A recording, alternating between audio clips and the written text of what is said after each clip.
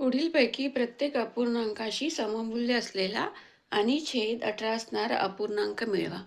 असा प्रश्न आहे. 4/6 बरोबर एक्स, काही नाही म्हणून एक्स घेतला याला, x/18. आता तिरकस गुणाकार करूया. 6 गुणिले एक्स बरोबर 18 गुणिले 4. 18 गुणिले 4. रफक मध्ये करूया. 18 गुणिले 4. 8चा पाडा 4 पर्यंत किंवा 4चा पाडा 8 पर्यंत बोलायचा आहे. किती होणार? 32 ना. एकक स्थानी 2 आहे. आजचे जे 3 आहेत ते वरती लिहिले. 4 एके 4. 4 एके 4 मध्ये 3 मिळवले. किती होतात? 7.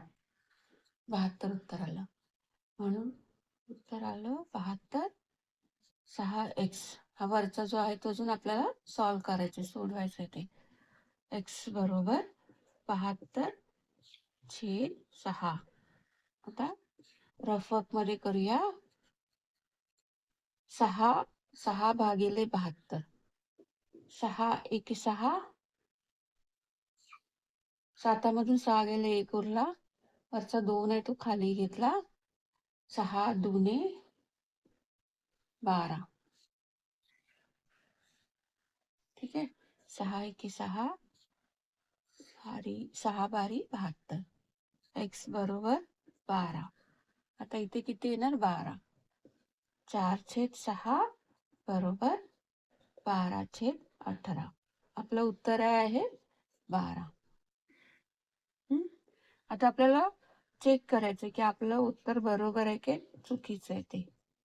त्याच्यासाठी काय करायचं? संक्षिप्त रूप द्यायचं, म्हणजे छोटं करायचं अपूर्णांकाला. कुठल्या पाड्यामध्ये हे दोन्ही येतात? 4 आणि 6 कुठल्या पाड्यामध्ये येतात? तर 2च्या ना. 2च्या पाड्यामध्ये 6 आणि 4 येतात ना.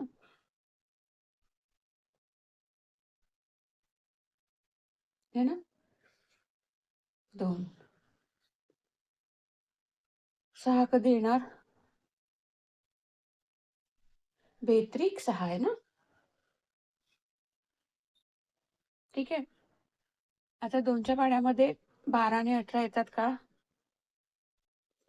6 है ना. आणि 9. 2च्या पाड्यामध्ये 12.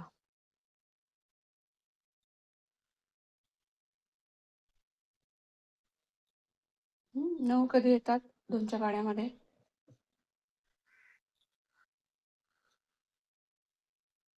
2 9 18.